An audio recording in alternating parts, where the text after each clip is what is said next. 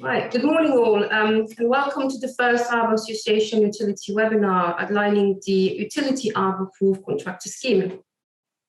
My name is Fran. I am the Business Development Manager here at the Arbor Association. We are in Stonehouse in the UK, and I will be your host for this morning event. So please make sure that you use the chat to say hello, and please tell us where you're from. It's always nice to know where you're watching from. Don't forget to select all panelists and attendees. For all your questions, please post them into the Q&A panel, not the chat. If you put them in the chat, they probably get lost and we probably forget about them at the end. All of your questions will be answered at the end of the webinar. So, feel free to post as many as you want. We have some very interesting speaker and videos for you this morning. So thank you for the main speaker who are a member of the AA Utility Arbor Group, and for the very nice video presenters who are existing Utility Arbor Proof Contractor. So get your coffee, your tea, a couple of biscuits maybe, sit back and enjoy. First, we have Andy Gardner, who will give us an overview of the webinar. Andy, over to you. Thank you, Fran. Good morning, everyone. So today, the webinar is going to be looking at different elements within the utility sector. So we've got some really interesting speakers. We've got Kathy from the Health and Safety Executive, who's going to talk about professionalism, what this scheme brings from their side. We've got Martin Lennon, who is the lead assessor for the utility scheme, and he'll give us the main differences between the amenity scheme and the utility scheme and some of the benefits it brings. We've got both Graham Owen and Steve Lowe from Network Rail, who will talk around the requirements within risk now and their contracts and the adoption of the scheme and how it drives improvement. John Mckenna from HSE, he'll give an overview of it, from the benefits and assurance of using approved contractors. Peter Allen, who works for Ground Control, who are a large provider that currently have the utility arbor scheme. Myself to talk about a medium-sized contractor, a few videos from other contractors that have adopted the scheme and the benefits they've seen. And then there'll be a question and answer session at the end. I think it's Kathy Gossick from HSE. Good morning. Yeah. Morning all, can you hear me okay? I apologise if it sounds a bit rainy. I don't seem to have sun like many of you do. It's pouring here in Oban, has to be done for 2 days. Okay, so I've come along today here really just, I suppose, to put a background to what the law requires and some sort of interpretation on the industry level that myself and Chris Mayer work on. Chris would normally be here today, unfortunately he's in court today. So I cover forestry predominantly, and Chris covers arboriculture for the industry on policy issues. Hence, we do pop into schemes such as this and groups and work quite widely with the AA. So we're in the engagement and policy division. We are inspectors generally, but we get a few years in the policy division to try and look at things on a proactive view, which is a nice change than just investigating accidents. So the background to this is probably, why we're working on it. There is a very high accident rate in your industry. I've sort of summarised this as tree work generally, just to show why we try and improve health and safety, because tragically there have actually been 7 deaths in the first 7 months of this year, which is a really high accident rate. It's usually relatively high anyway. I'm not quite sure what happened this year, whether COVID influenced it. I'm hoping, if everybody's safe, that will tail off. We have started to give these tree work accidents out with basic details via our initial notifications of forestry and arboricultural fatalities, just to try and give people a heads up when something happens. So if it's something relevant to their work, that they can have a look at, making sure that doesn't happen again. So these are basic details, very basic details, because they're prior to investigation. They're not official figures. We are working on sorting out the official figures because they were done about 3 or 4 years ago and issued via an AFAG paper. So Chris Mayer is actually working on getting these out if you're interested in looking at sort of trends, etc., for managing health and safety in any way, or just have an interest in it. The risks hazard areas that these are in are actually quite simple. They're generally people who are killed are struck by falling timber. That's nearly all the fatals and serious injuries. There are some issues with work at height up there as well. And one of the main things to try and look at how to reduce this rate is to look at planning following an effective risk assessment by a competent person. And that's how I'm bringing this into what we're doing here today, because competence is key to these approved systems. I'm just reminding people of the hierarchy of control as well, that PO, which is provision and use of work equipment regulations, requires you to look at the use of plant and mechanisation before the use of people, because generally you're more protected with those. I'm going to go through this in a bit more detail in a minute. And work at height hierarchy as well. So you work from the ground and or a mute before you start climbing in a tree. These are that's how the law asks you to try and control the risk.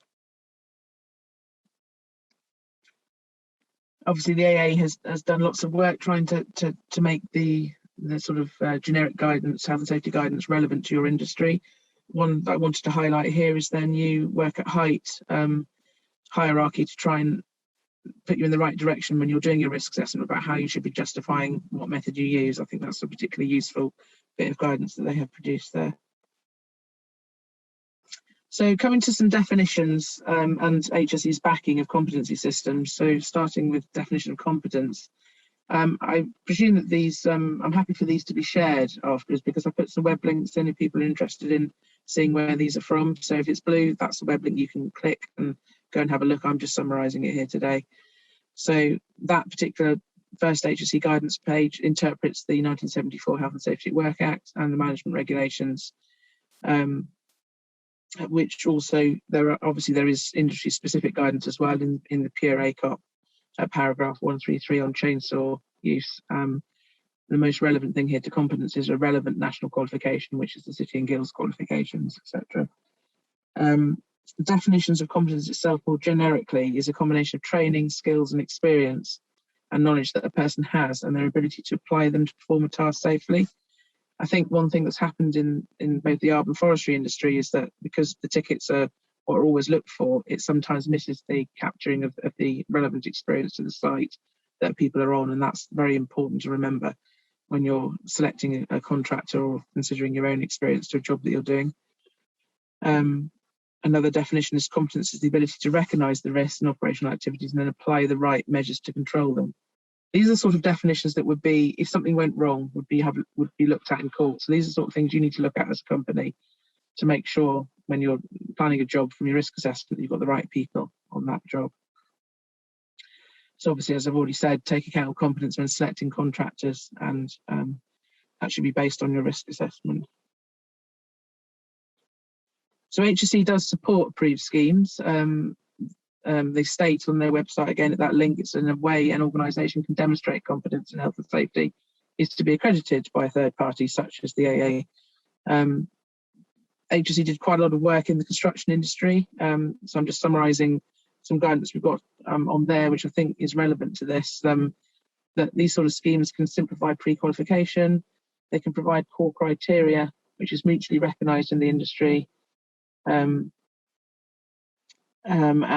it enables a company to provide a reasonable and robust judgment of their organisational health and safety capability by showing that they've aligned with this industry scheme. So particularly, having looked at the Arbor Association approved scheme, it demonstrates a proactive attitude to health and safety, which is always looked for. It's a requirement of the law and the management regs to look at things proactively and plan and manage them. I think if you're thinking about health and safety, plan, do, check is the easy way to simplify the management regs. So this is very much part of planning. I understand also that the scheme involves a bit of review and monitoring as well. So they're independently helping you prove that you have a check system in your system as well. It helps challenge improvement and progression, evidence to industry minimum standards. And it helps you keep up to date and in line with wider sector standards through the AA's liaison, for instance, with HSE, with FISA, with AFAG, which obviously they've done a lot of in recent years with the two-line working coming out. There's a lot of liaison with HSE and others, and the ICOPs and TGs that have come out subsequent to that. So if you're a part of this scheme, you're going to be very aware of what's currently happening. It has commercial, legal needs and benefits. As I said, it involves monitoring, which is a central part of health and safety management. And it's also a proof of a structured approach to your health and safety management, which the courts will often look for if things have gone wrong. Hopefully that will help you prevent having accidents in the first place. Just while I was here, I wanted to update you on some specific things that have been going on recently. I mentioned the hierarchy that Pure requires to mechanise things. Grapple saws and tree shears and other machines are appearing apace on site. You don't want to introduce further risk. We're HSE very supportive of these machines because they remove chainsaw operator under a tree, particularly dangerous trees like Ash Dieback, etc. But please be aware that there are some issues that you need to deal with when you're doing them. So FISA has put out a safety alert on tree shears and grapple saws and are imminently about to produce a guide on it. So if you're going to be involved with those, please seek those out.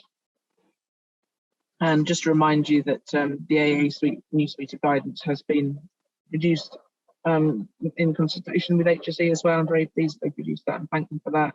So that gives you a good start to if you're looking at certain areas, how to deal with the way I've just been mentioning it.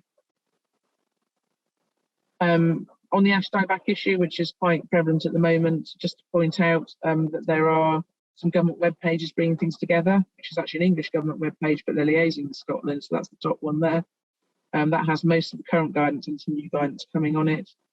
There is a Scottish Forestry Ash Dieback risk group, which has recently produced some technical guidance, which is in draft at the moment. It may come out as a piece of guide, I'm not sure, but it'll come out somehow, and I hope it'll go on that managing Ash Dieback page as well, because they've shown an interest in putting it on there. There was also a DEFRA Ash Dieback road closure report as well. People have a particular interest in that area. And there is some information historically on the FISA web pages that are listed there. It should all be going on that top page in the end, so we have one source of guidance on that issue. I've already mentioned that's the FISA 608 guide on tree shears and grapple saws. That'll be out very soon. Just point out the key area with that is that chain shot may be a risk. It depends on the speed of the chain on the grapple saw with that. If it is, well, you need to ask your manufacturer, which we've been doing a lot of work with, to try and make sure they've done the test and can prove one way or the other. If you have an issue in deciding whether it has chain shot risk, please come to me. I'm happy to deal with it. But remember, if it does, you're talking about 90 metre plus at least risk zone, which would be difficult in urban areas. So please be aware of that. There are other risks as well that are identified in that guide when it comes out soon. But on top of the risk zones issues, the base machine stability, because it's interchangeable equipment, is something that has to be looked at in detail. You're putting a bit of kit on the right machine, and lift planning as well. A lot of people may not have adequate competence relevant to the scheme here. It may need to be an appointed person or appoint a person to look at lift planning of those machines. Thank you, Kathy. Very interesting. Thank you very much. Now we will have Martin Lennon from UAC Lead Assessor. Martin, up to you. Thank you, Fran. Hi, everyone. I'm Martin. I'm self-employed these days, and I regularly work for the AA as a lead utility assessor, and I'm one of 3 of the utility assessors. I've been in the ARB sector for 40 plus years, thereabouts, and been involved in utility for about 30 odd years, something around those dates. I sit on the UAG as industry consultant and represent the UAG on the HSE's AFAG committee. And I also sit on the NHS 18 committee dealing with highways and represent the AA there when I can. I can't make every meeting, so other people sometimes drop in on that one very kindly. I'm part of the FISA electrical working group and represent the UAG on that, along with a couple of other FISA working groups. And I'm a Lantra verifier for the utility ARB units. As a lead assessor, and this is a key point for me, I'm here to help. So just give me a call if you need any information, any details about the scheme. If you inquired with the AA, they'll pass on my details. and I'll also put those details on the last slide as well in this webinar.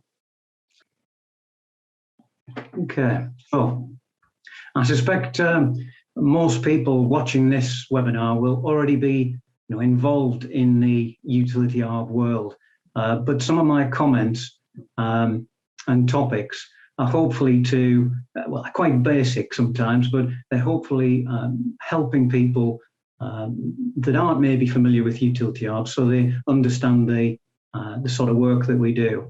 And hopefully it's also reassuring that clients that it's a very robust assessment process.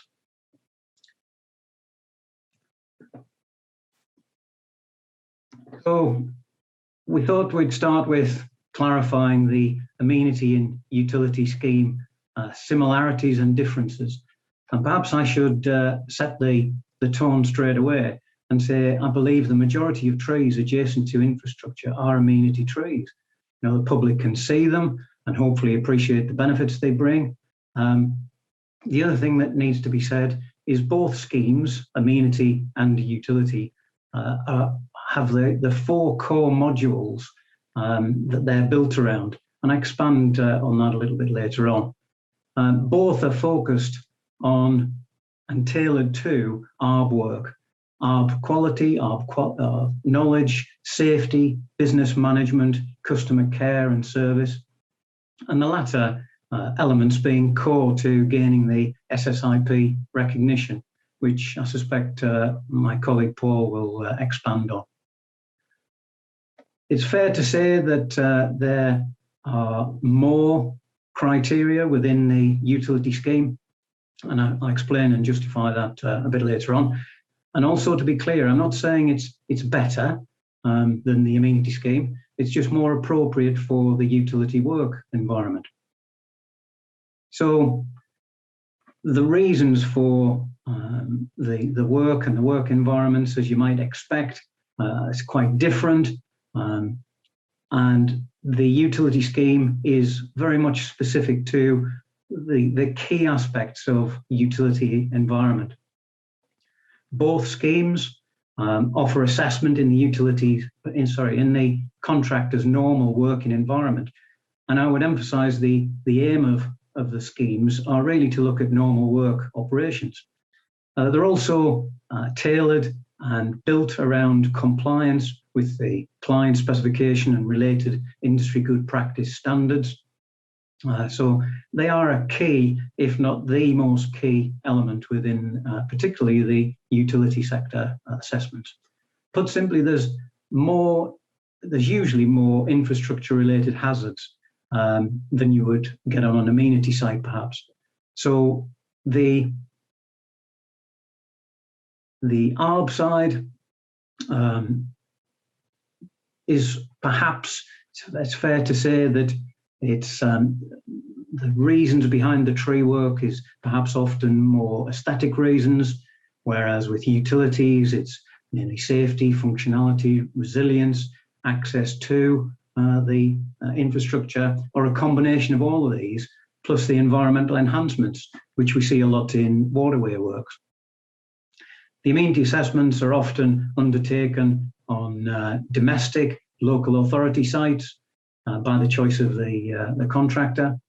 The utility side, we must see a minimum of 2 active and a number of completed utility contract sites.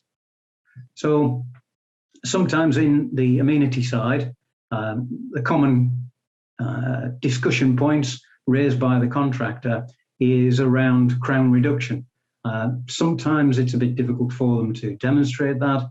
In a utility environment, well, it's even more difficult, which is why we need to look at the way the trees are worked to protect the asset, and it needs to be on an active site or active sites so that it's realistic appraisal of their work operations.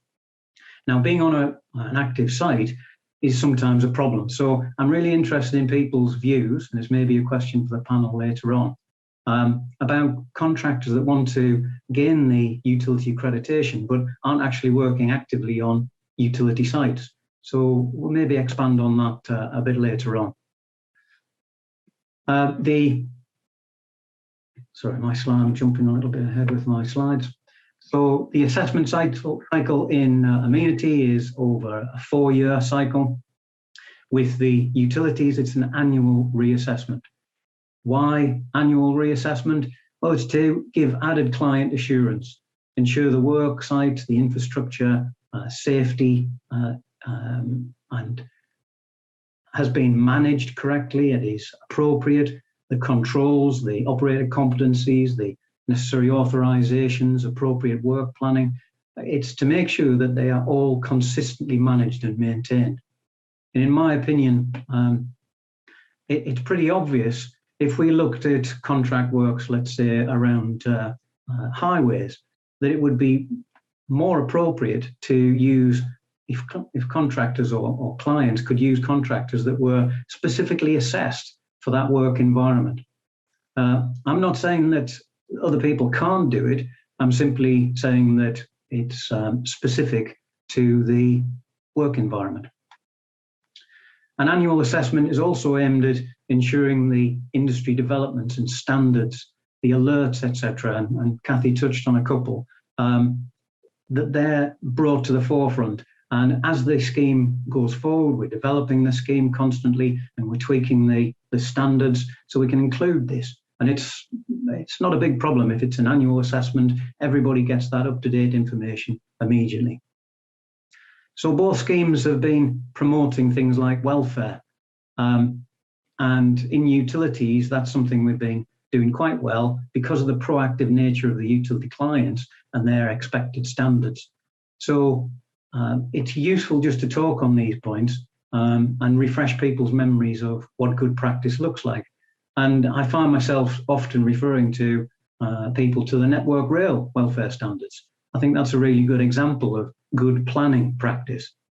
And that's been around for many years, of course. We also make sure that operational related accidents, maybe even prosecutions, are highlighted to the contractors as we go through things. So there's a bit of support behind or through this assessment process. Why else is it annual? Well, it's to give the contractor the ability to build the assessments that they need for their work environment and the contracts that they have. So as we know, in utilities, contracts come and go, people will take on new contracts, and with an annual reassessment, the contractor can add in bits as they wish. And I'll come on to the elements and also some add-on topics that might be of benefit to contractors in a little while. It's also easy for the clients to see what the contractor has been assessed on, bearing in mind they might be assessed differently, slightly differently in each annual assessment, but they are only successfully accredited when they have successfully been assessed in those particular elements.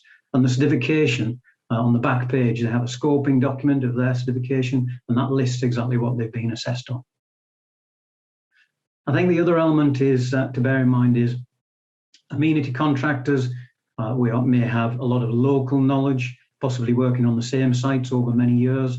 With utilities, the assessment allows and focuses on the need for utility contractors to have a lot more documentation, checks, because they're usually dealing with a larger geographical contract area. And it might need longer lead-in for planning of the works. It may involve gathering information, surveys. It might mean communicating with the clients to enable them to put extra controls in place. If you're thinking about electrical utilities, there's a lot of documentation around permissions for the works that need to be agreed with the landowner. And these are things that we don't really have too many issues with in amenity, because the client we're working for is usually the owner of the tree. But in utilities, it's a bit different. In short, there's more planning perhaps required in utility works.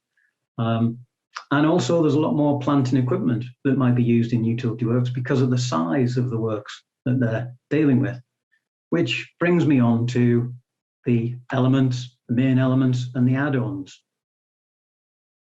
So the pruning that we deal with, maybe in different environments. As I say, you may be dealing with different work equipment. So the add-on elements, which complement what is highlighted there in yellow, they're the main elements. So people can select all of them or individuals. It's completely up to the contractor. The area highlighted in green on that snip there is just a suggestion on some of the add-ons that they could have. So we can incorporate that into the work operations, be it tree shears that Kathy mentioned, or bigger chipper operations, etc. We can go through that, and it's also aimed at showing people like HSE, or more especially the client, or people like ORR, that a special or specific assessment has been completed for what can be quite specific work operations with those specialised equipment. So other similarities and differences.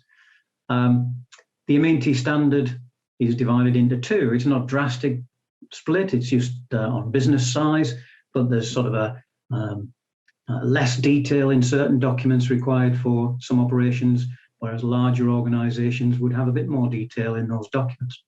With utilities, the standard is exactly the same across the board. Everybody is assessed to the same standard.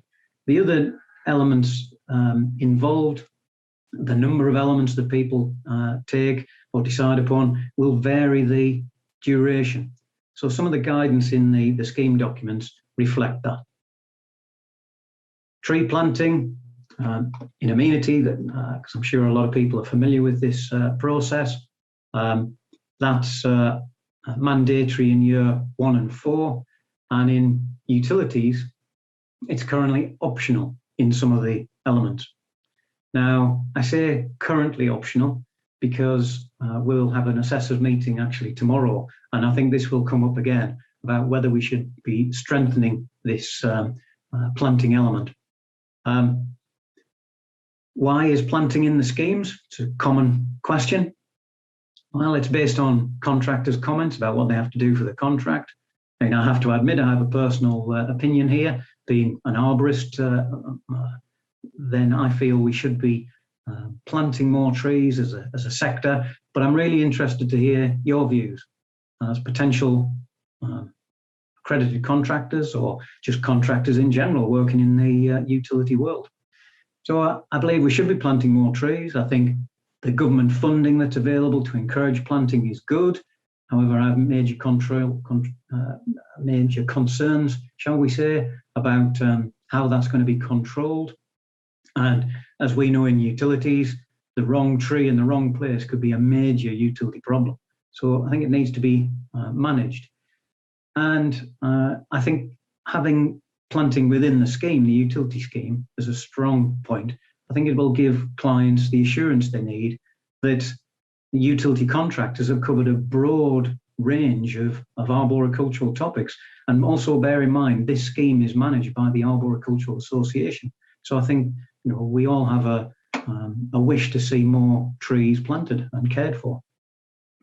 The reason it's in the way it is now with the optional elements is based around contractors' views and opinions, and what they've said is a requirement for their current contracts. We did have problems because the standard did say the planting needs to be in a utility environment, and that can sometimes be a problem. So we've tweaked the standard, and people can do it in a non-utility area if they need to.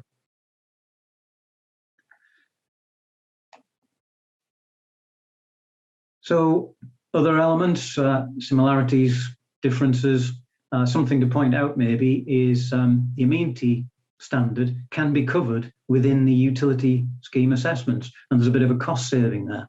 It just requires a minor tweak to the information, the evidence gathered, but it's easy enough to do. And again, Paul may want to expand on that one a bit later on. Minimum duration for Amenity assessments is 1 day. The minimum duration for utilities is 2 days. But usually we can, if we plan the work operation and the travelling around sites carefully and manage that time, we can usually and often do 2 main elements and possibly add-ons within that time frame. And obviously, if that's the case, there's no cost implications. Pruning elements, this is a common one that people ask about. The Amenity has a couple of options if you want to look at it that way, depending on the business size, the type of examples of pruning. So things like crown lifting, crown raising, for instance. And they also need to be demonstrating 2 or 3 full crown reductions, depending on the business size.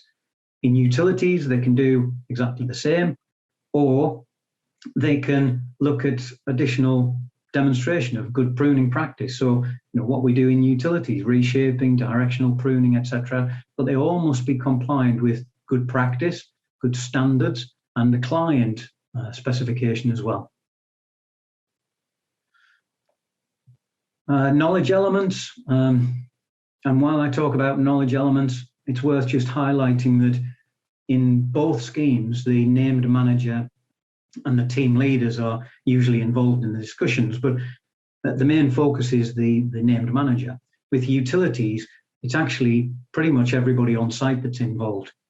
And I've been quite surprised at how well that's gone, and how operators in particular have enjoyed that and got something from that. So, oops, bear with me.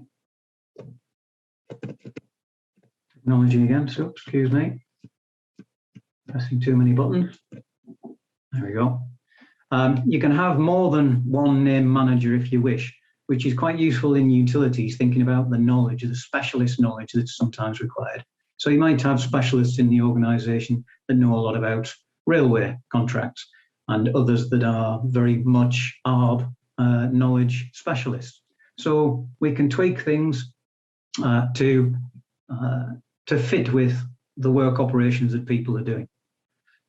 Why are more people involved in the utility side? Well, again, there's more hazards on site, and it's appropriate that that's managed. And one of the other key things is I find that a lot of the problems that you find on utility sites, particularly revolving around communication with the public, can be resolved if everybody on site has a good in-depth knowledge of the asset, the infrastructure asset, and ARB knowledge, and sympathies with both, so that mutual understanding can be communicated and agreed. And of course, environmental issues are really critical in what we do. I think if we get that bit right, the knowledge element, and everybody competent for what they're doing, then it's going to solve an awful lot of the problems that we commonly see on work sites. Other things that are involved in the knowledge side are things like environmental and biosecurity knowledge. Because the utility contractors cover vast areas, they're often moving between multiple sites. I think it's appropriate for them to have good knowledge, so that they can make sure that we're not passing on any of the nasties and transporting things around, which we've seen a lot in recent years. So, what else is the differentiation, shall we say? One thing to bear in mind with Amenity, for instance, you are able to use regular subcontractors. With utilities, that's a common business practice. So the scheme says if you use 3 or more in a work year, then at least one site that we visit and assess has to have a team of subcontractors on it. So we're making sure that everybody involved with that accreditation for that organisation has had appropriate assessment of their skills and knowledge. Another important note, and I must emphasise this one, we've had some recent questions commonly around this subject, is you need to bear in mind that the accreditation is related to the named manager and how much they can control. So it needs to be appropriate. Planning, monitoring, controlling the work operations. In utilities, it's a little bit more complex than Amenity. In utilities, you couldn't have one name manager, for instance, that is going to be accredited for the whole of the country. It's the geographical area limits that apply. So we can discuss more about that in the discussions we have when we're planning the assessments. And the other thing to bear in mind is businesses with more offices than the average amenity contractor, then we need to do it on a rotational basis. So we assess the business in different areas of the country around their utility schemes or their contracts. And I'll talk more about the assessment planning requirements a bit later on. And I'll hand back to Fran. Thank you very much, Martin. Thank you for all of the info. That was really, really good. Now we have Graham Owen from the Network Rail. Graham, over to you. Good day, everyone. Thanks for joining this webinar, and thank you to the Arbor Association and everyone allowing Network Rail to come along and talk to you today. I'm Graham Owen. I'm a principal engineer in Network Rail. I work in the technical authority, which means that we provide the technical guidance, technical standards, and the ways of working so people can operate safely on the railway. We also get involved in the technical requirements for setting out our tenders and our invites to tender. So we set the technical requirements within those and the expectations of what we expect our supply chain to provide when coming to into our tender scheme. It's fair to say that we rely, as Network Rail, holistically, we rely heavily on our supply chain to provide the expertise, to provide operational technical expertise, and to provide good asset management. And I can pretty much guarantee that will expand going forward, particularly with the challenges in our sector in terms of ash dieback and tree health. We will be expanding our requirements for the supply chain going forward. I'm going to share my screen now and just go through my slides. Here we go. Hopefully you'll be able to see that. Yes, there's some nods. That's good. Okay, so what do our suppliers do on our network? So our supply chain would provide arboricultural, tree and woodland management activities to the line side. They may also provide what we call land surveys. These are predominantly in our sector, in my sector, in the line side, tree surveys. They could be tree surveys from remote techniques, or they could be surveys from the ground, and also we rely on our supply chain to provide detailed tree inspections where operatives and specialist arboriculturists are getting up close and personal with our tree stock. So our expectations for those operations is that people are continually improving on their technical knowledge and expertise. And in that, they're enhancing their expertise in their assessments that they carry out for us. And that they're able then to make informed decision making from the operational perspective in terms of making good decisions when undertaking tree operations on the railway. And that they're adaptable to change. I think we all know the challenges going forward in terms of our tree risk and also balancing that tree risk with the environmental benefits that our tree stock may provide, and the environmental commitments that we've made going forward as a business.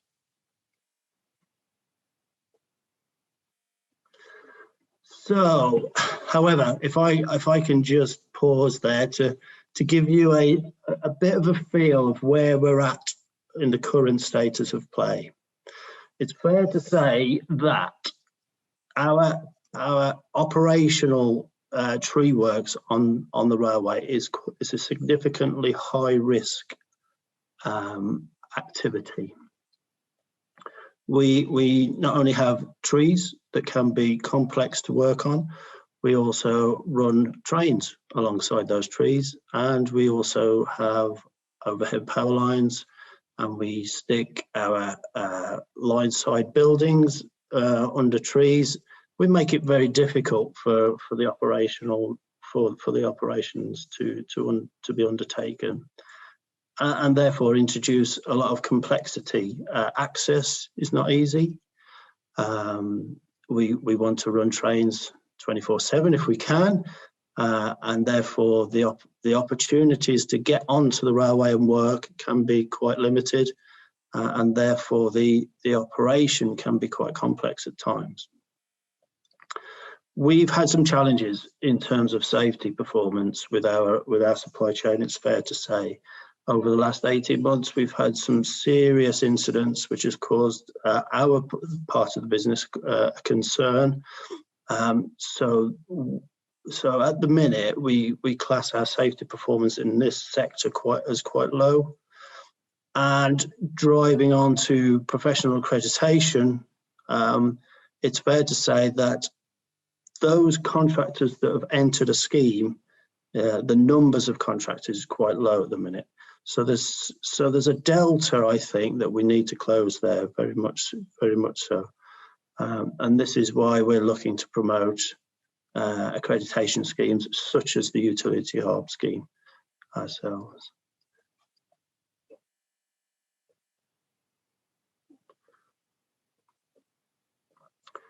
So how do you as contractors, or the people on the call as contractors, stand out from the noise? When we had our recent framework invite to tender, we had an expression of interest from over 200 suppliers, and 90 of those were invited to tender. That's quite a high number of contractors that who can say they can operate and do tree operations on the railway. So out of those 90 contractors that were invited to tender, only a small amount actually were members of an accreditation scheme like the Arb Association. We want to promote a wider supply chain that has accreditation and that can demonstrate their competence in this area. So going forward, that's exactly where we need to be. So a short presentation from me. My colleague Stephen Lowe will go into a little bit more detail on the operational side. Thank you. Thank you very much, Graham. Very good. Yes, as you said, now we have Steve Lowe, also from the Network Rail. Steve. Thank you, Fran, and thank you, Graham, for just setting out the kind of higher the information that's required at a higher level within Network Rail. I have been working in trees for about 32 years now, since the late 80s, on a YTS forestry scheme on an estate in Lancashire, and I am now a project manager for Network Rail with a £10 million budget, of which roughly half is tree works between Crewe and Gretna. So about £5 million worth of trees every year, or tree works and survey works. The survey that I overseen at the minute is between Gretna and Euston, where we are extensively looking at the Ash Dieback problem, as alongside doing a full tree survey, boots on ballast as we call it, throughout the whole of our kind of side of the country, if you will. If you look at the West Hander side of the country. What does it mean to us? What is it about? Well, we'll start with where we are at as a company, and what our issues are, and hopefully you can see my screen. I'm getting a nod or two. We've got a big issue.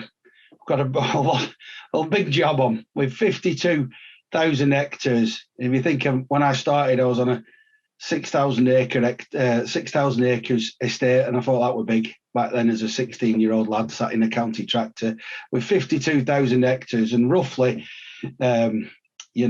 we our side of it is about 4,000 linear miles of track, and on that, with 20% woodland cover, approximately 6 million trees, and as I said, currently undertaking that full tree and Ash Dieback survey for about 4,000 line side miles of track that fall underneath my jurisdiction. This has already started to generate a comprehensive work bank, which we're starting to look at a 10-year plan. And I'm fairly sure that's probably going to double in length when we look at some of the disused lines that you might be surprised to know we still have jurisdiction over. So lines that you might currently be walking your dog down, or going down on your push bike, or going out for walks with the family during COVID. There's quite a few of them that still belong to us. So we've got all these issues on disused lines that we need to look at as well. And that's not included in the 4,000 linear line side miles that I'm currently looking at. Now, the railway, as you've heard, it's a challenging environment with its own unique problems. It was great to hear Kathy from the HSE mentioning about competence, because that's where we come when we're looking at our contractors time and time again when we have incidents and look back at actually lots of people have got the tickets and the bits of paper that say that they are accredited, but then we either come back to complacency or competence time and time again when we look at these incidents. What are our unique problems? Well, this is some lovely pictures because there's no overhead lines on this. We don't have any 25,000 volts on these pictures. And as somebody who used to work night shifts, felling these trees or driving unimogs on track, I can tell you that this is our nirvana. Daytime working with no overheads, absolute joy. Because generally there's 25,000 volts running above us. We've got 470-ton trains travelling at 125 miles an hour, 6 feet from where we're cutting trees down. So just a lot of numbers are quickly there, weren't they? So a Pendolino's about 470 tons. It's travelling at 125 miles an hour, and you're stood 6 foot from it with a chainsaw in your hand, starting to attempt to do complex tree work on top of everything. All of those challenges mean that we need committed quality contractors. Our network resilience and passenger safety are just key drivers for us, particularly during extreme weather events. And I have heard it said that in some places it's akin to Network Rail trying to run a mass transportation system through a forest. We are getting much better. And some of these pictures, you look at it and you think Network Rail, it's the old, we're just clearing. There's no, people who used to have this kind of preconception about Network Rail and the environment and just removing, whereas now, we do leave. I know there's not a lot at the top of this cutting in particular, but there are trees that are left now, and we constantly look before we go out doing the works now. We do something called the VMS, Vegetation Management Survey, where we look at what can be left, where can crown reductions happen, where can we leave standing deadwood, how can we leave habitat behind for this habitat connectivity throughout our network, because we're a massive linear habitat for lots and lots of protected species, which we work alongside with all our ecologists to ensure that we can do the best. The ecologists come out with our arborists on site to actually write the specifications for the work where possible. So some of the jobs that we've been on in the last couple of years, this was particularly interesting works because we're removing trees that weren't on our estate. These were a £1 million project between Preston and Carlisle, because believe it or not, when the winds get above 50 mile an hour, we had to put a speed restriction on the trains, and the speed restriction was because of third-party trees. So we had a big job with our own trees between Preston and Carlisle, as you can imagine, and that job got even bigger when we were working on third-party lands, and that's kind of where you come in. We need contractors at all levels that can work to our exacting standards, and the AA Utility Approved Contractor Scheme gives my managers on the ground the assurance of compliance and competence at all levels of safety, tree work standards and professionalism on site. Not all night shifts are the same. This again is part of that £1 million worth of work we did last year, completing that work on third-party land. We needed people that we could trust in and around other people's infrastructure and people's homes. We went into some people's gardens and removed individual trees of sentimental value in some cases.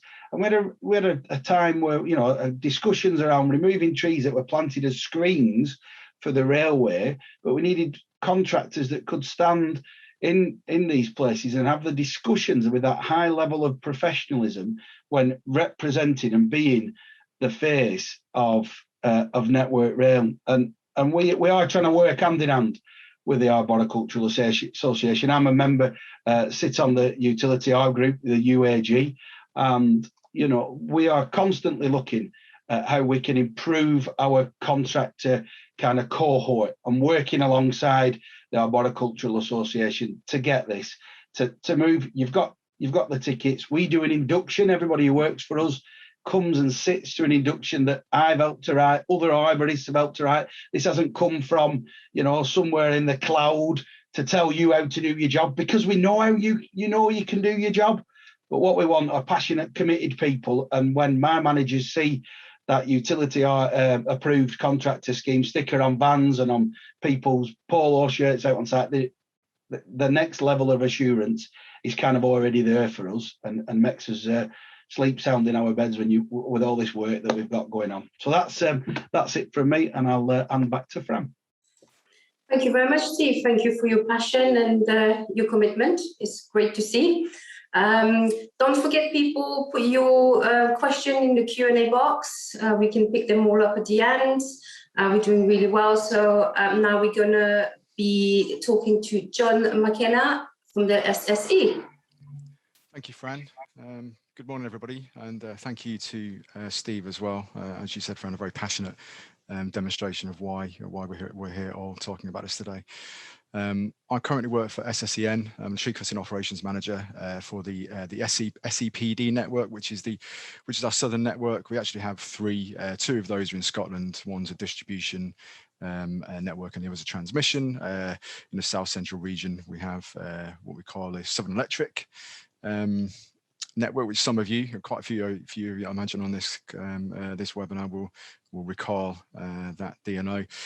I've been here for 3 years now, in post for 3 years, and prior to that, I worked in the ARB industry just short of 2 decades as a contractor.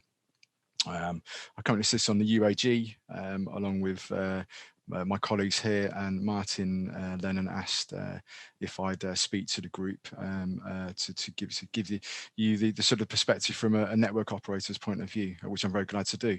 I mean, at this moment, our procurement teams at SSEN, we don't actually require the utility accreditation as part of our procurement process. But that's not to say that we don't absolutely look for contractors, suppliers that have a strength in depth when it comes to accreditations. And this utility approved accreditation scheme is certainly one that we are focusing on more now than we have done in the past. And when we engage with our suppliers, we're looking for that sort of dialogue, that sort of conversation around their approach to safety and professionalism in their approach. At SSEN, safety is everything to us. Steve really highlighted very well the increased risks when working near energised lines. In his case, on rail side with fast-moving trains. The experience with DNOs really is not that different. We're talking about working alongside within proximity to high voltage power lines, and the ARB industry, as we know, is hazardous anyway. We're all aware of that, but then to add high voltage electricity into the mix just really ramps it up to the nth degree. And so consequently, the approach to our operatives when working in those hazardous environments is crucial to minimising the risk to their safety and those of their colleagues as well. within my team, we have a team of quality and safety inspectors, and we regularly audit our internal and external workforce against a series of benchmarks. And this is a regular occurrence. It's a weekly occurrence. So some of our UAG members, ground control, for example, at EOS, who work for our DNO, they will be able to sort of vouch for our rigidity, and our sort of the detail we go into when it comes to ensuring that the safety standards are kept up to the mark on a day-to-day basis. And we heard that Kathy from the HSE a moment ago said that there's 7 deaths in 7 months this year, which seems high to me. I mean, I know, you know, we record fatalities and we're aware of them, but seems that perhaps, you know, we're seeing a spike there. Perhaps due to COVID, I don't know for sure. I'm speaking from personal experience and looking at our safety data that we record within the business. We've seen a spike in incidents recently. I say recent. What I mean by that is really over the last 18 months, during the sort of the COVID period and coming out from that period. Whilst I don't have too much data to draw conclusions, one thing I am aware of personally is that going out onto site and having that face-to-face safety engagement is not something that we've been doing as much during the 18-month period, and perhaps there's, you know, perhaps that lack of face-to-face contact is having a negative impact on safety performance. But that's not to say that we can't take our eye off the ball, and in order to continue to improve our safety performance, this type of accreditation must be a route that the responsible business owner considers, so that they can reinforce their approach to health and safety as we continue to add layers and reinforce our collective approach. When it comes to both the utility and amenity accreditations, I've got some previous experience with the amenity accreditation, having worked in that sector for a long time. I've actually been through the process quite a number of times. And I've never had a negative experience. It's a challenging accreditation every time. The reassessments are challenging as well. They keep you on your toes, but I've always found that they add a lot of value to the business. I really find that the scheme focuses on safety, but looking at our knowledge, your business and your management standards, and the customer care and sort of customer service experience as well. All told, I find that the effect is one of a focus on professionalism, both at the sort of the company level, but also drilling down into the detail and at the individual level as well. Success and passing the schemes really relies on the sort of participation of everyone within the organisation. That can be the operatives on the ground, it can be the office staff, the managers and the business owners.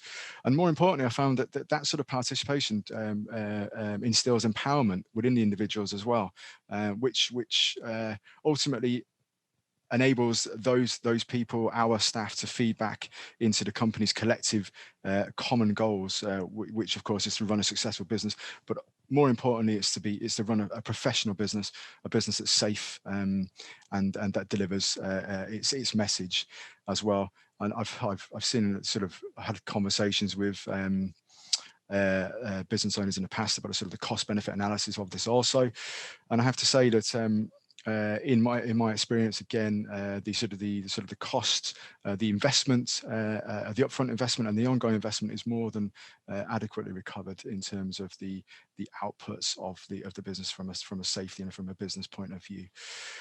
Well, that's really it from me. I'm happy to take questions and answers at the end of the session, and yes, I'm absolutely coming from a D&O background as well. So thank you very much for your time.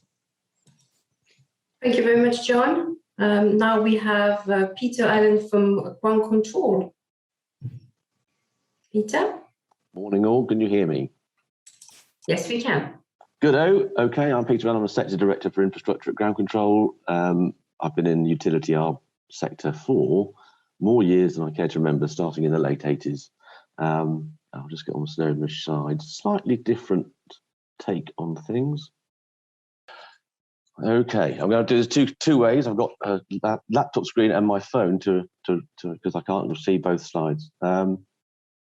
Yes, utility ARB scheme. It's all about raising the bar of our industry. I've been around long enough, and I can see some of the attendees also been around long enough that they understand where we've come from. I just want to share that with you.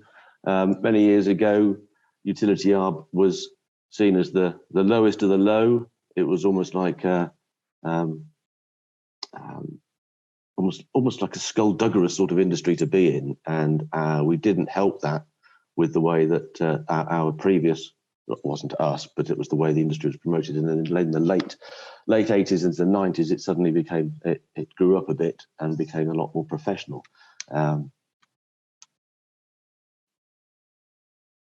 Certainly the things that didn't help with that was classic horrible examples you'd see around the country of tipping and topping were being referred to by the customers as standard practice. Then we saw the introduction, a lot of work that was done by the ARB Association and the development of the UAG. We introduced the utility ARB units, the good old orange book, which brought mandatory parity and benchmarking of the individual's operational competence, and introduced a whole suite of operational competencies that were bespoke to our utility environment, which was a really, really positive step forward. I was doing some research on this, and this whole thing came back to mind. And now, back in the 80s, that was pretty modern arboriculture. Now, I think I'll come on to the end of this at the end of this talk, but I think there is a challenge around how we manage our trees around our networks. Through prunes, side prunes, conifer windows are all terms that echo with me from way back when. And I think nowadays those would be almost frowned upon because we've moved so far ahead with our quality of our workmanship. Back in the 90s, the early 90s, David McAlinden's picture, this would be seen as an engineering solution where the tree has suffered. There's part of my OCD-ness that goes, what a neat job, nice L-shaped conifer window that's been cut out of the trees. Nowadays, an engineering solution that would be tabled in that environment would likely to be either create an aerial bundle conductor to go through there, or actually undergrounding it and protecting the trees. The trees and the biodiversity have a far greater importance in today's society. We're all starting in the age of enlightenment now, and an engineering solution is now used to protect the trees rather than just lop them. Introduction of the UA. Mark Martin's already run through this, but from my point of view, the Orange Book tickets, the utility ARB suite of tickets, focused on the individual's competence, and now we've introduced an independent accreditation scheme where the collective approach of that company, that team, can be assessed, so that we can see that the whole operation plan do review is there, and it has the right standard, so that wherever we go, we can see to be doing it right first time, every time. From permissioning, whether that's rail side, permissioning landowner access, or it's a permissioning on utility ARB to go and cut Mrs. Miggins's trees, which are actually her trees, but the tree work's being done by the DNO, through to cutting the trees and then site managing them afterwards. And then it's been a passion of mine for many years that it's not just power lines. We saw the seam expand. It's been kicking around for years, the recognition that all these other utilities were linear assets, linear estates. They all had targets and hazards, different objectives, but along the whole point of this was a range of operational synergies that sort of dovetailed back towards where the work that we've done with the Orange Book led to. Was the fact is, there's a target, we've got to control that nothing you do gets impacted by that target, and nothing that, i.e. you don't get hit by either a car on a highway, or you don't fall in a river, or you don't touch the electric lines, and also then make sure that your operational work doesn't impact on the safety of the travelling public, or the actual infrastructure itself. So we've seen that quite a bit. So classic ones, Martin's already run through these: power line, rail, highways, waterways, telecoms. Here's a site that is an example of This is on the left-hand side of the picture. There's a crash barrier there, which is another crash barrier. This is up in the Lake District. There's a railway down below that. And then we've got a highway, so it's the M6 on the right-hand side. And actually demonstrating there that, again, the recognition, as Kathy said at the start of the conference, about how we must take a different view of not just necessarily sticking a man up a tree with a chainsaw. If we can find a better, safer way of managing work at height, reducing noise exposure, reducing vibration exposure, then this is what we should be doing as professional modern arboriculturists.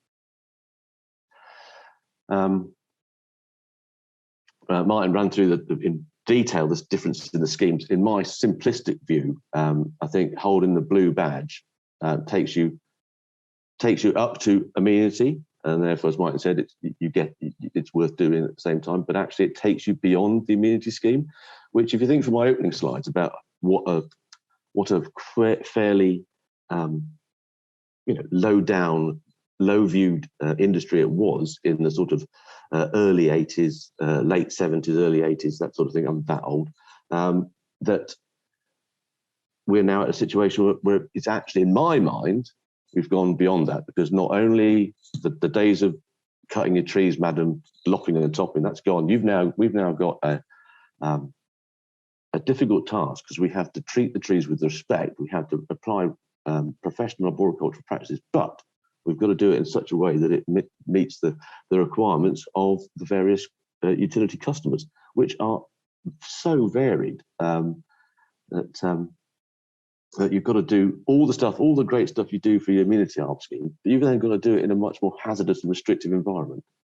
I've always been a passionate advocate of the need to get this scheme, utility arb scheme, mandated into the wider client landscapes, which will, drive our industry further forward. I mean, ground control, we have a predominantly subcontract model, and in my view, we do have a growing view of delivery self with DE, but to my mind, it doesn't matter. We're putting people to work.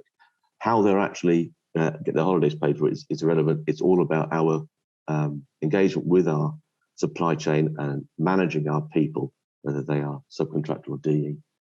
And the benefit of advocating the utility scheme, what I want to get to is, whereas in the precursor to this was, we had the Orange Book, the utility arb units, then we introduced an independent accreditation to view the whole business.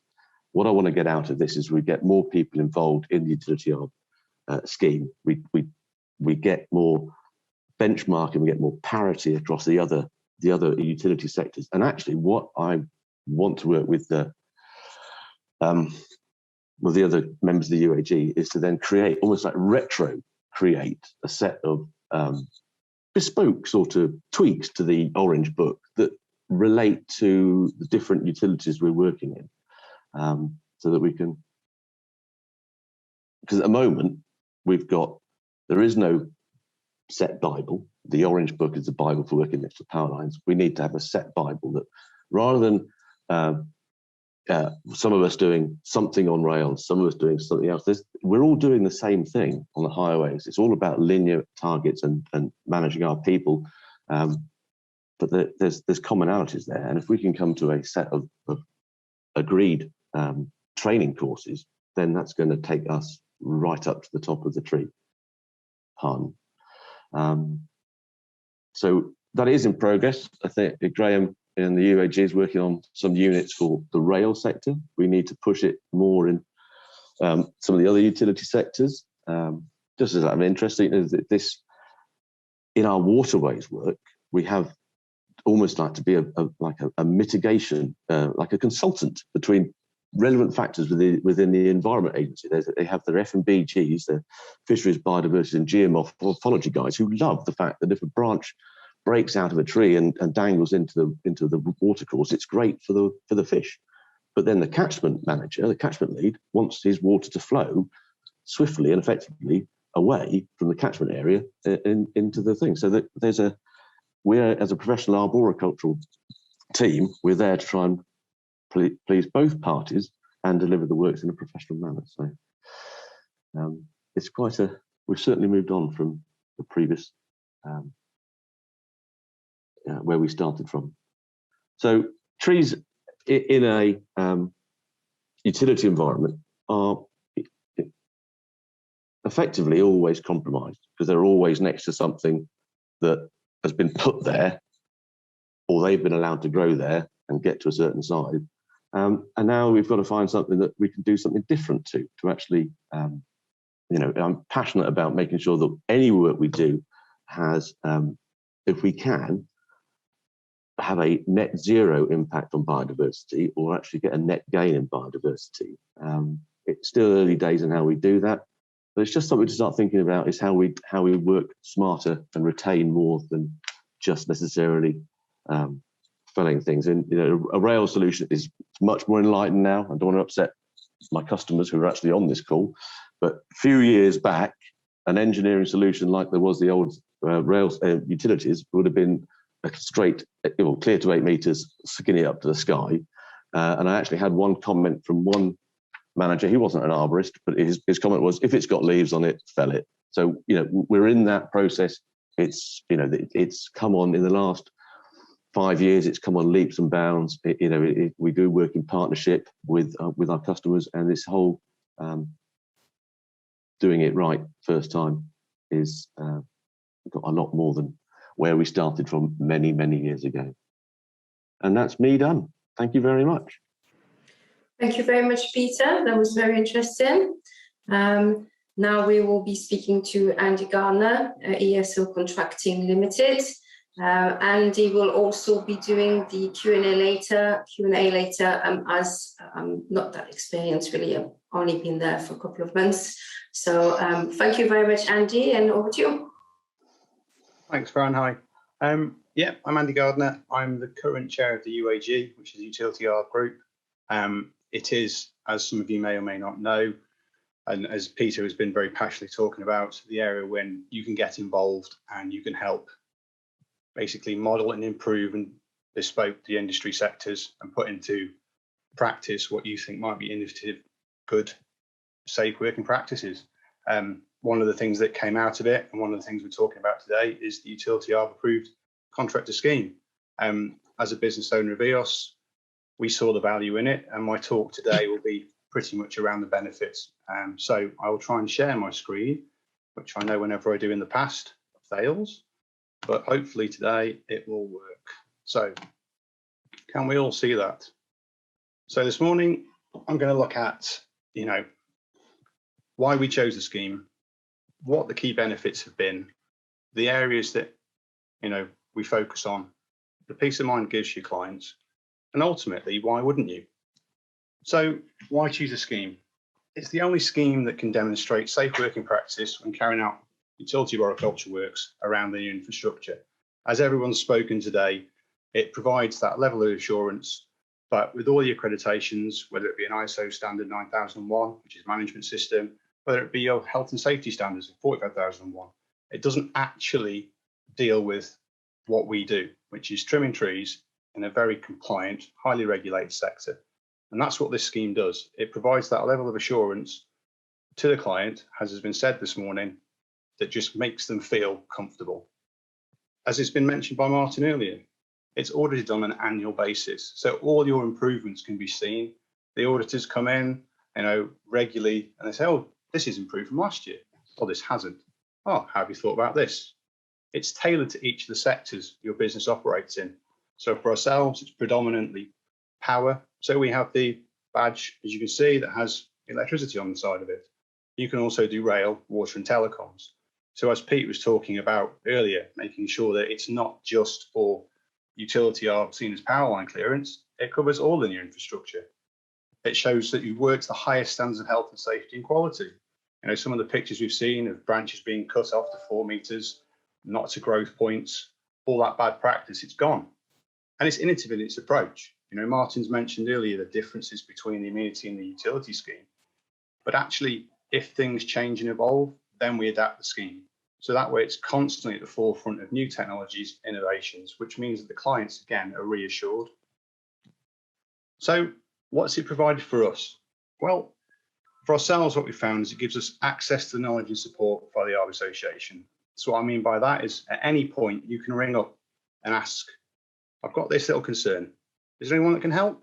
And you'll get put through to the assessors who have a wealth of knowledge, and they're more than happy to try and come and help you out, whether it's a piece of legislation, a change in working practice. But again, that level of support is outstanding. It shows your clients that you work, as I said earlier, to the highest standards of health and safety. For us, when we started 8 years ago, it was very much in, a small pit, a small fish and a small pond with some very large fishes. How do you demonstrate? How do you differentiate yourself? Well, by going down this route of accreditation, by joining the scheme, by championing it. So when it was first launched, ourselves were like, right, okay, let's demonstrate that we take this seriously and we can show that we're proving and differentiating ourselves from our competition. So it allows you to focus on certain areas. So why would you choose a scheme? Well, why wouldn't you? It's that thing that everyone has been talking about today, whereby you want to be safe, you want to provide quality, you want to provide a service that everyone can say is outstanding. And how can you do that? Well, you can do that with this scheme. It's been spoken earlier. Steve mentioned about 200 suppliers applying to come and work on Network Rail. Only 90 had accreditations. Of those accreditations, how many were relevant? It allows you just to constantly move forwards. And for ourselves, it's shown lots of key benefits. Like we talk about the teams when they go out and have those audits, the engagement they get, the pride they have to be able to discuss and show and demonstrate their knowledge to the auditors. Okay, yeah, first 5 minutes when they've got over the fear of Martin turning up on site looking all professional and they're worried, and they sit down, he relaxes them and they chat. The knowledge that comes out, the passion, the drive for what they do is outstanding. And, finally, as John said, it's that peace of mind for the clients, the assurance that you're working to the safest standards, that you can demonstrate compliance within the utility sector. So whether it is highways, rail, power, telecommunications, you understand that because you've been benchmarked against it. It's now a requirement to be able to work on certain contracts. So with rail, it's been added in as this is what we'd like to see. As Pete mentioned earlier, and as John mentioned earlier, sometimes it's not a mandatory thing. I would like to see it mandatory. In certain contracts, if you have this certification, as in other contracts, then you're allowed to enter the room. You're allowed to have the discussion. It says there, it sets the benchmark for working with the utility sector. It shows that we are leading the way. And because the scheme is overseen by industry specialists, it evolves to meet those challenges and the changing needs of our clients. So I'm going to leave you with that question. Why wouldn't you join it? It shows you're a business committed to the safe delivery of specialist utility hard work. It shows you're improving standards and delivering in a highly regulated sector. And it shows you champion utility arboriculture. I've been in this game not as long as some of the people I've seen on the participants, probably 20 years. And I started in commercial arboriculture and I'm now in utility arboriculture. And it comes down to me, it's trees and targets. So the target, whether it be a greenhouse or whether it be a power line, whether it be a railway, you still have to have safe working practice. You still have to have the right accreditations, the right competencies, so you're safe in what you're doing. And I personally believe that this scheme, along with the Amenity scheme, shows and demonstrates to our clients that we are a professional, safe, ever-evolving business. So if you have the opportunity, I would join it. So thank you, and I'll hand back to Fran. Thank you very much, Andy. So now we should have had Paul Smith from the Arbor Association, scheme manager. Unfortunately, due to unforeseen circumstances, he has to give his apologies. We do have Polly with us today, but I am not entirely sure if Polly would like to speak instead of Paul. If you do, Polly, would you like to give it away? I'm quite happy with not speaking, but if anybody does have any questions, usually about the governing for the scheme or how to apply for it, please feel free to email me, polly@trees.org.uk. Sophie's just put a note of that on there for you. That's That's great. Sorry. Thank you, Polly. Yes, so like Polly said, email address is polly@trees.org.uk. If you would like to become a utility approved contractor, you can go into the section of the website, www.tree.org.uk. So you can have a look at that. And so now we're going to be speaking to, again, to Martin Lennon. With some really good videos, apparently. So Martin, back to you. Thank you, Fran. Yeah, these videos have been put forward by some contractors. So my thanks to those individuals for their time and effort. And as usual, I did pester them quite a bit, and they've kindly spent a bit of time, but it's not their day job, obviously. So I really appreciate the fact that they've put so much time and effort into this. So let me come on to Jason, first of all. Hello, my name's Jason Dan. I'm the Operations Director for Simply Tree Services. My role within the firm is the delivery of our utility-based contracts. I'm going to speak to you briefly now about the utility sector and why we applied and successfully gained Utility ARB accreditation. Traditionally, when I first got into this game, it had a bit of a bad reputation. This is partly due to the large clearances required by the network operators around the network in order to maintain continuity of supply and keep the public safe. But this inevitably led to landowners, trees, woodlands and hedgerows being pretty much butchered in some cases. This was a standard I weren't prepared to be part of. In 2014, as a company, we joined the ARB Association.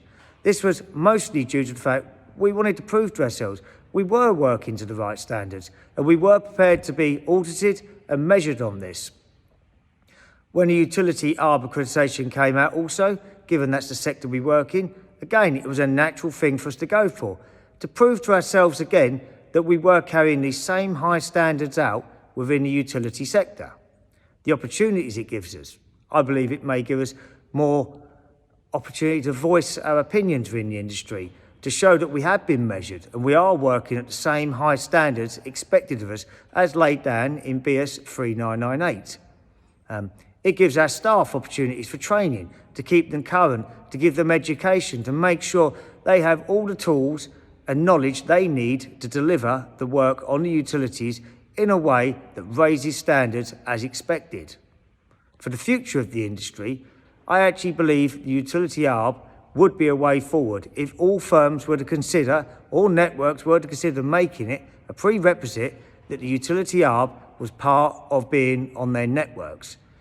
Purely because this proves they're working at high standards, hopefully shaking off the poor reputation from the last 10, 20 years that was gained through poor practices. So again, my opportunities and the future of utility ARB, I would say this would be a way forward, giving us a greater voice within the industry.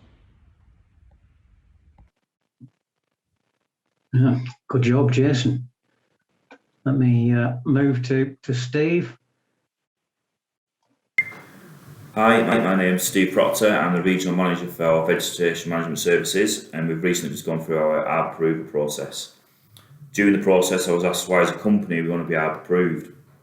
There's many reasons. There's some personal reasons for myself. This is my 11th audit. It's something I've always wanted to be involved in. Slightly egotistical. I want to show the standards we're working at, me personally and the teams I work with. But I need to look deeper into how it helps a company and the clients. It has numerous positive benefits. A few of them are morale in the teams. You know, a lot of arborists want to work for ARB-approved companies. It sets the standards and the bar and the baseline for where any ARB company should be. But as a company, there's more to it. It's not about the auditing process. It's about knowledge sharing. The wealth of knowledge the ARB Association have in the industry is phenomenal, and that gets passed down during every assessment process. You can see that in the recent technical guides and other publications they bring out. They're pushing innovation and they're pushing the industry where it needs to be. The introduction of the utility scheme was perfect. The industry has changed in the last 10 years. we're working in more dangerous environments, we're looking at rail, power, water, and them standards still need to be there, and that's what the utility scheme brings. So the accreditation is not just a shield on a truck, it's not just a badge on the shirts, it's a commitment to our clients that we're doing the work to a standard, safely as possible, but it's also a commitment to them that the trees they've been tasked to manage are going to be managed at a professional level and by the best companies they can get. Without the Arbor Association standards, there is no baseline, and things will never get better or innovate, and that's what Arbor approval is about. Another good one from Steve. So this is James, and it was a little last minute, I'm afraid. I was pestering James to submit the video. So let's see. Why am I here? Martin's asked me to do a short piece to camera explaining why Beech & Lee Maintenance Limited became Arbor approved, or utility Arbor approved, and the benefits that we have seen since, and what we anticipate the benefits might be for us in the future.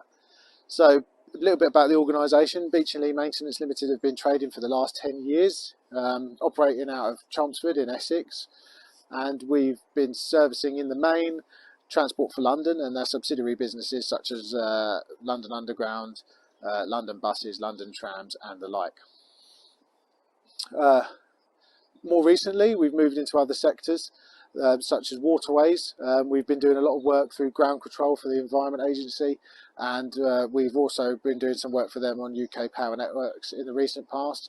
So we're already operating as a business in 3 of the areas that the scheme covers. So reason number one, or maybe what the core reason was, is if we built our business around this market, we might as well, if the shoe fits, why not wear it? So again, the AA scheme just seems like a common sense approach for us. So that was the first step.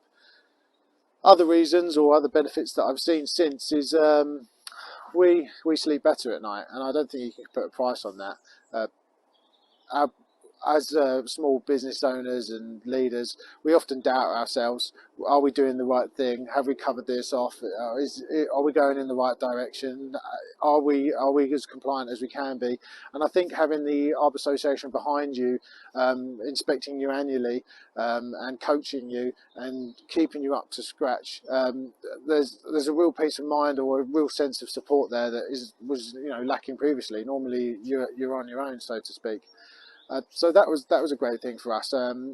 We do definitely, or there's a weight off my shoulders. I do sleep better at night knowing that we're compliant and doing everything that we can be for not only our business but for the people on the ground. However, having an independent audit annually means that the AA are pushing you to be adopting the latest tech, the processes, the systems, and so on and so forth, and they're pushing you, if you pardon the pun, they're pushing you to be on the cutting edge of technology, and innovate your business and keep you in pace. They will keep you in pace with the sector, and hopefully you won't get left behind as a result. The other reason we joined is I wanted our staff to be part of something else, not just Beech & Lee. I wanted them to be part of the Arbor approved world. I wanted them to be proud of who they are and what they've achieved for us, because let's face it, most audits, you don't meet the auditor, especially in our world anyway. Normally they come to the office, sit in a boardroom, all the blinds are brought down, tea and coffee's on tap, and they don't see the auditor. The only time the auditor sees them is when they're a name on a piece of paper. So this really is something new for them, something they haven't experienced before, and they've been involved in the process from day one. This accreditation has not been achieved by me; it's been achieved by them, and I'm immensely proud of them for that. So I think as a business, our morale's on a little bit of an all-time high at the moment because of where we are and what we've recently achieved, and I hope that it will continue to be the case. For me, while we're talking about staff, I think it's also going to help with recruitment. We're in the middle of a skill shortage as an industry at the moment, and I'm hoping that being Arbor approved makes us slightly more attractive prospect for people that are looking to move into other, move on to other employers, not necessarily, moving sideways, but also people stepping into the industry that haven't done it before. So hopefully that will help with that. Other benefits that we've seen since is a high number of inquiries in terms of business growth. We're now being recommended by third-party organisations that I've never dealt with in my life, in particular local authorities that are now recommending to their residents that they come to us to do their work. And not just residents, commercial organisations, we're appearing on radars and whatever else, and we're now eligible for tenders that we weren't previously eligible for. So I think James covered some good points there, really. I've got another one here from Coombs Rail. I just need to go through to a link and hopefully this one. Hi, I'm Shane Coombs, Managing Director and owner at Coombs Forestry. We've been operating now for 20 years, principally started off as a forestry company and over the years have transitioned into utility arboriculture, particularly on the railway. We principally joined the Arb Association several years ago now through the... Hold on, let me just try that again.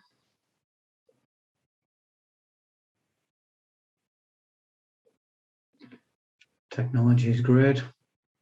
Would be even better if I could work it. Hi, I'm Shane Coombs, Managing Director and owner at Coombs Forestry.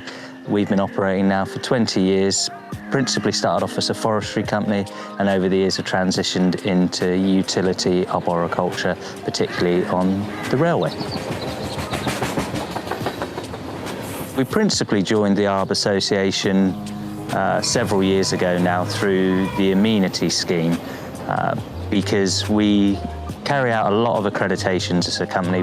We like to be compliant. When we first came across the Arb Amenity scheme, we liked it because it tested us out on site in the real world. The rail element of the utility scheme was always on our radar, and more recently we put that to the front of our radar and went through the scheme. It's a more appropriate accreditation for Coombs because we spend a lot of our time working in the rail environment. It allows us again to be tested in that environment and for us to keep our industry knowledge up to speed. The benefit to the industry and specifically one of our main clients, Network Rail, is that they get comfort that their companies that they are employing, engaging on their contracts, have been through an audit process and are accredited to certain standards. The Arb Association are very good at keeping us up to speed with industry changes. They're very good at communicating those with us, and that knowledge sharing is vital in us keeping up to speed with the marketplace and compliance.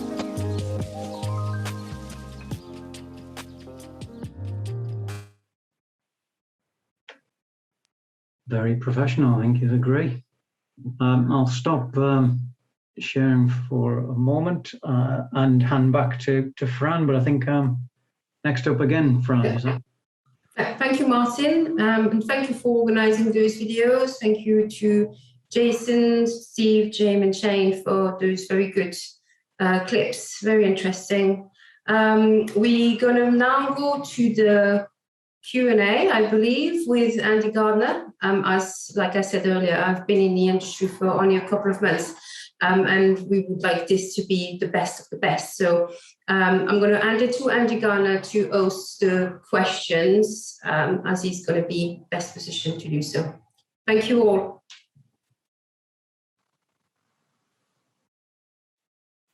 Thank you for that, Fran. So yeah, we've got so far 7 questions. So I'm going to open it up to the panelists. What I will do is go through each of these questions and ask for each person's input. So the first one comes in from Tim. It's given the fact that DNOs already carry out extensive auditing of site safety, tree work quality and authorization checking, is an annual assessment not overkill? I think that one, Martin, should be sent to you first. Okay, yeah, it's a perfectly logical question. It's been raised many times. However, I think some of the points that people have already covered really justify that. We need to make sure that the clients are completely assured that the scheme is robust enough to ensure the contractors are assessed, monitored, progressing, developing, all these good terms that a number of the speakers have already raised.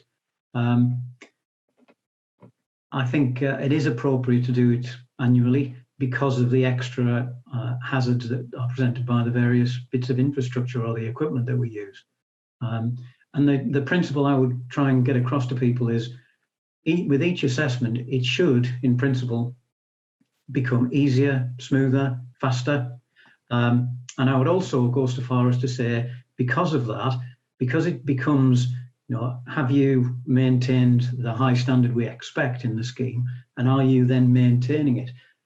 The assessment should be much easier and faster to complete. So over longer term, I believe the fees will actually come down. I think it'll become cheaper to run.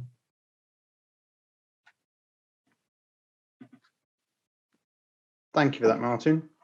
Anyone else like to comment? Andy, I'll just add to that. I mean, it's true to say that we do carry out a lot of safety auditing. As I mentioned earlier on, it's something we take it very seriously.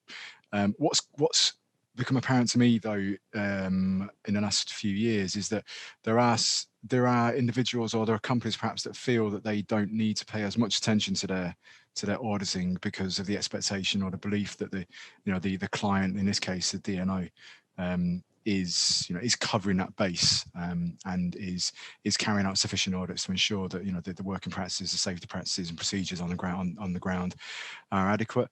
Now, I mentioned earlier on that we need to see layers of safety to reinforce the message and to improve the performance. One thing that we are looking at SSEN is that how we can further improve improve the safety performance of the contractor, and we're considering, in certain instances, putting the onus of safety performance completely safety auditing onto the contractor, and removing some of that weight of responsibility from our side. It's not to say that we're moving away from safety auditing. It's more that what we're trying to do is put if there is an expectation or a belief that the client is carrying out sufficient auditing, then we want to remove that expectation.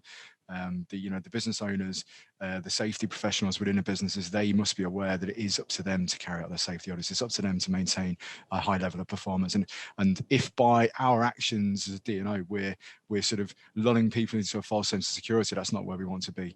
So my suggestion would be that for anyone out there, and particularly individual, put this question, and it's a fair question to state. I would add, but. As we progress, we're looking more and more to improve the performance of the businesses working on the network, and that really does lie within the gift of the business owner, not the client, to manage that. Thank you for that, John. Now move on to the next one. I hope I get your name right, Callan. He says our company's recently been awarded both community and utility accreditations. They've seen a lot of positive feedback. However, what they found is a slight lagging of knowledge with some of the around tree knowledge. So could anybody recommend here some courses that would be suitable for the managed employees to help benefit? I can start with that one. The 2.1 unit, which is currently for basic tree ID, is a good starting place. City and Guilds are currently with the revamping. This sort of ties in with Steve Toes' question around the revamp of the C&G units and the UA units in particular. There has been a raising of the standard within the tree ID one, which covers off now something to do with a bit of fungi, but it has been opened up, not so you don't need a prerequisite. That's my understanding currently. So that would mean that it's a very simple course that your guys can start to attend. I think it's online. I'm not sure currently how it's going to be delivered, but then again, if you go on to the Forestry Commission, again, there's some good sites there that show you some good online courses. And yeah, I would suggest that. Martin, I don't know if you have got anything to recommend, or Polly? Yeah, I remember the conversation with Keelan, and it was a prime example of how proactive contractors are. It wasn't a try and cover things up, it was open and honest. These are where the gaps are. The contractor can see what needs to be developed, and the ARB knowledge course that the ARB Association do, I think is a brilliant step forward. I know we need to be careful about recommending ARB Association products as part of the robust assessment process, but I think it's the best one out there to make some great strides in. No, thank you for that. And then I've got one similar question that's coming from Richard and from Anthony. What are the approximate costs for the assessment and becoming a utility approved contractor? Pete, what would you say the cost is from a business perspective? It varies on the size of your business. It's for multi facets, business streams to be assessed. It's a couple of thousand, Martin, I would say. I can't really remember. I just authorise it, but I can answer that for you, Pete, if you want. We do have a little table. It's all dependent upon your business size and how many elements you need assessing for. So, for instance, if you are a small company, 1 to 9 business size, and you're only going for one element, that's a 2-day assessment, which works out at £1,070 net. So it's worked on, I think it's £535 a day, going up in increments depending on how big a business size you're on, how many elements you want. If anybody does want to know the costs in more detail, please do drop me an email and I'll answer the question more precisely for your specific business. Thank you for that, Polly. And then I think we've got time for a couple more questions. Martin's got his hand up. Oh, sorry, Martin. But he literally put his hand up rather than using the button to put his hand up. Wow. I've reduced everything so small I can't even find the buttons now for that.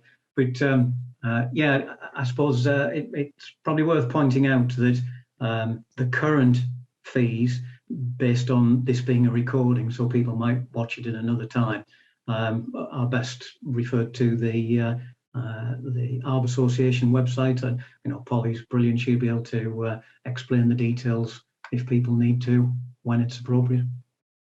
Thanks for that, Martin. And we've had one in from Ian that says, Kathy, could you tell us a bit more about the recent fatalities, and are any of them related to Ash Dieback? That's a good question.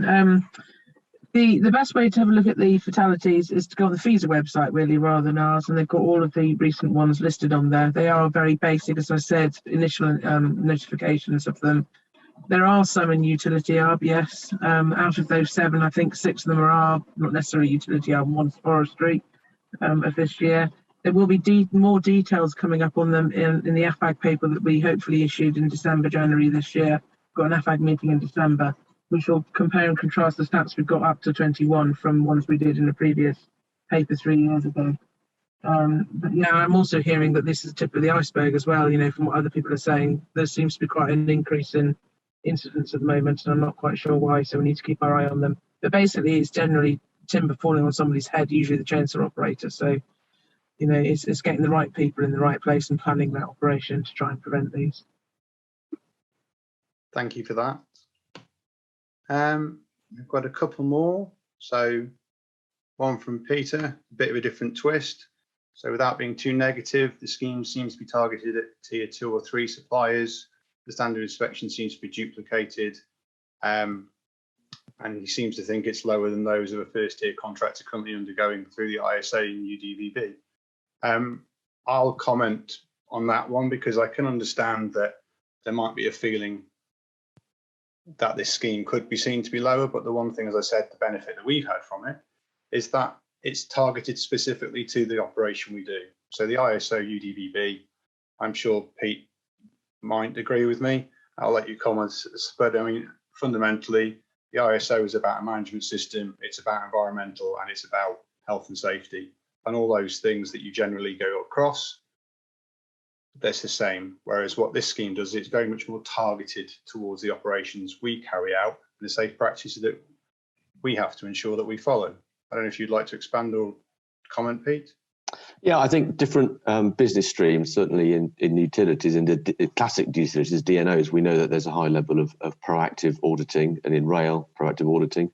In some of the other elements of telecoms and highways and waterways, it's more us taking that to our customers, and there's no better way of doing it. I mean, safety starts with the bloke who's got the chainsaw in his hand, and he's got to be put to work in a safe and robust manner. Now, an independent set of eyes coming in and doing that assessment as to how that person has been put to work, does he know what he's doing, I just think is invaluable. And as I said, this industry's had a baseline with the utility ARB units, and I think the actual classic power line industry is in a better position because you have a way of doing it. You need units, 1, 2.1, etc., to do that operation, and that's been mandated and been accepted.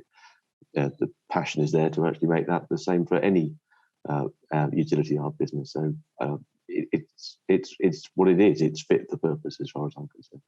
No, excellent. Thank you for that. And I've got one sort of for myself, and it's more to ask, with the utility ARB approved contractor scheme, which elements have we seen the highest uptake in? So is the telecommunications, I'll use badge for the term, to champion what Pete's been saying about more standards across industry, more qualifications. Do we see the rail and the power line taken up, or is the waterways been? How many? Is there a breakdown, either Polly or Martin, of where the percentage lies in which accreditations they've achieved? I don't have a particular breakdown to hand, but just off the top of my head, the main ones, and Martin will correct me if I'm wrong here, the main take-ups are for rail and electricity. Okay. And Andy, I would say there has been a push recently about waterways because one of the clients is encouraging that so much. So naturally, if the client wants it, the contractors jump quite often. No, that's good to hear. And I think we've probably got, Fran, would you say we've got time for one last question? Yes, we do indeed, yes. Brilliant. Okay, well, there's one from Tim again, and he says there's one option. This is just thinking about going back to the beginning. The first question he asked with regard to the level of auditing.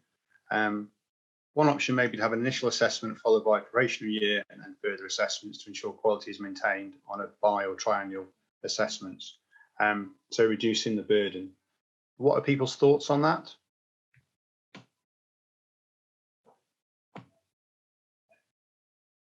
Does anyone have a thought on that? Could I chip in? Of course you can. I suppose we do need to be careful. All of the assessors, the ARB Association assessors for both schemes, have a contracting background, shall we say. So we're very conscious that it should not be a burden. And one thing I would highlight is that this utility scheme particularly is tailored so that it's a snapshot of normal daily work. It's not something that people have to set up.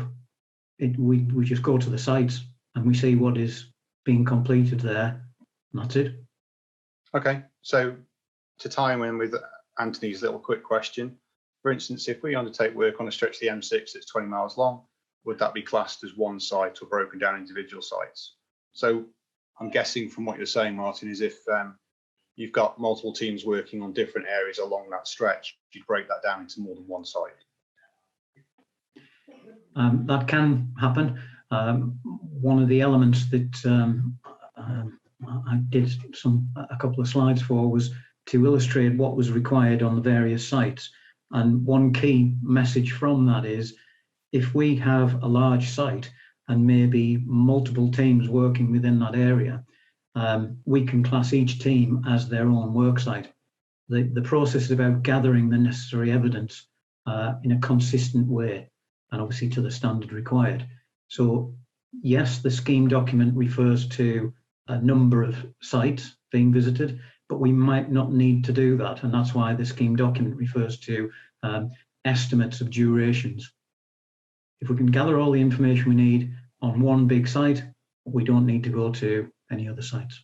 Excellent. Well, thank you for that. Thank you for all the questions, and thank you for the panelists for answering. Fran, I'll now hand back to yourself, unless anyone else has got any comments, to wrap everything up.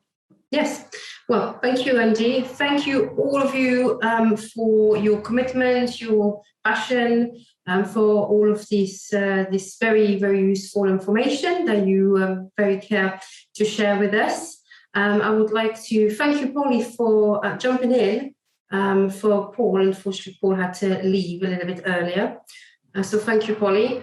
I would like to also thank you, all of you speakers and all of the presenters of videos, and obviously all of you people who, you know, taking your time to come and listen to us. And last but not all, because if it wasn't for her, none of this would have happened. Thank you very much, Sophie, for organising all of this and being in the background, making sure that we're doing it right. Thank you very much all, and have a lovely day.